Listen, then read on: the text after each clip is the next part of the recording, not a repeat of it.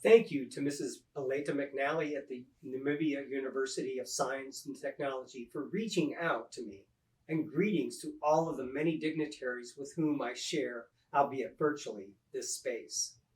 I am very humbled to speak in the presence of honored guests and senior administrators from top-level sister academic institutions.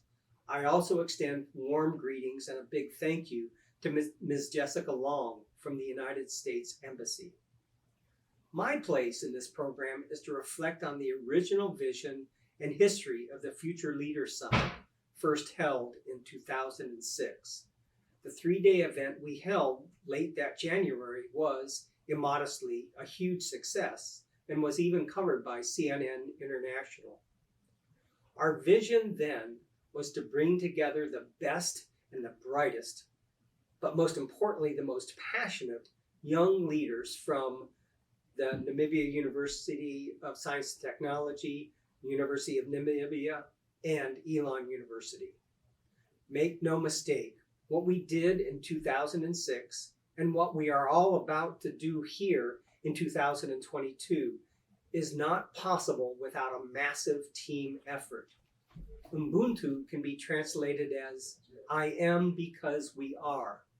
Allow me the license just now to observe that we are because we are. We are humanity. With the first we referring to all those involved in this Future Leaders Summit, past, present, and future. What drove our efforts then, and what drive our efforts now?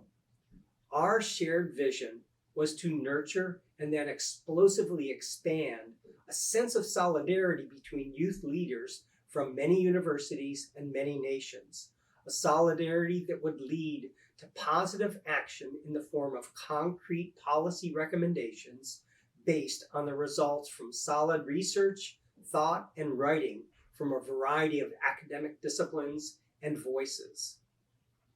My sense of this new iteration of the Future Leaders Summit is that the vision of the 2006 version and the vision moving forward from 2022 is largely the same. Solidarity and action through sharing academic research driven by a vision of a safer and healthier world for all humans. I will end my comments now by pointing out what some basic lessons learned from pandemics and epidemics such as Ebola, HIV/AIDS, COVID-19, and now monkeypox we've learned. First, we know that stigmatizing of those affected and infected is typical and toxic. Indeed, the social stigma of being HIV positive was one of the main themes of our summit in 2006.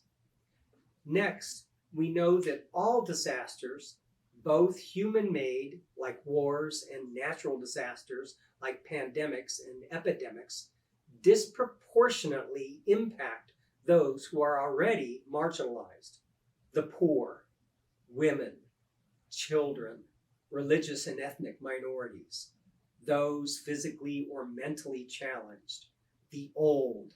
These are the populations who are hit worst in all disasters, and we are seeing the same with COVID-19.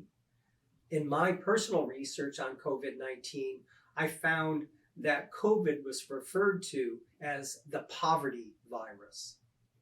Finally, we also know, as suggested by my list of marginalized populations just now, that global health issues are social justice issues, and that social injustices are rooted in the systemic marginalization of certain groups. In my writing, I have referred to this as toxic othering. So although this year's summit is themed Lessons Learned from Pandemics and Epidemics, I have faith that the young students addressing this topic will make sure that their work ultimately advocates for a more just world for all, where dignity is available to everyone, and especially those who have been historically marginalized. Again, thank you, and all the best to all the participants.